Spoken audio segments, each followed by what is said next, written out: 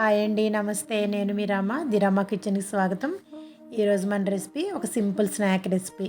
పిల్లలు ఎంతగానో ఇష్టపడి తినేటువంటి బ్రెడ్ ఆమ్లెట్ రెసిపీ. ఈ బ్రెడ్ ఆమ్లెట్ చేసుకోవడానికి ఏమేం కావాలి, ఎలా చేసుకోవాలి ఇప్పుడు చూద్దాం.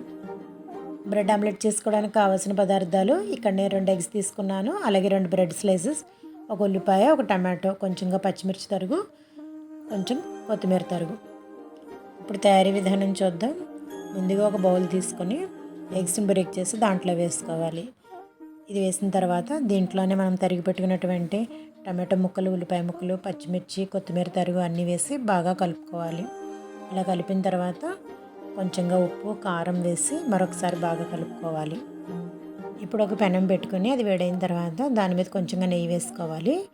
ఈ నేతిలో మనం బ్రెడ్ స్లైసెస్ పెట్టి దోరగా ఫ్రై చేసుకోవాలి. ఇలా ఫ్రై చేసుకున్నటువంటి బ్రెడ్ స్లైసెస్ని పక్కకు పెట్టుకోవాలి. ఇప్పుడు పెనం పైన ఆయిల్ వేసి మనం తీసుకున్నటువంటి ఎగ్ మిశ్రమాన్ని దీని మీద ఆమ్లెట్లా వేసుకోవాలి. వేసుకొని 2 వైపులా ఆయిల్ వేసి ఫ్రై చేసుకోవాలి. ఇలా 2 వైపులా వేగినటువంటి ఆమ్లెట్ మధ్యలో మనం వేయించి పెట్టుకున్నటువంటి బ్రెడ్ స్లైస్ని పెట్టుకోవాలి. పెట్టి 4 వైపులా కూడా ఫోల్డ్ చేసుకోవాలి. ఇలా రెడీ అయినటువంటి బ్రెడ్ ఆమ్లెట్ని వేడివేడిగా సర్వ్ చేసుకుంటే బాగుంటుంది. ఈ రోజుకైతే ఇంతేనండి. మరిన్ని రెసిపీస్తో ది రామా కిచెన్లో మళ్ళీ కలుద్దాం. బాయ్ అండి.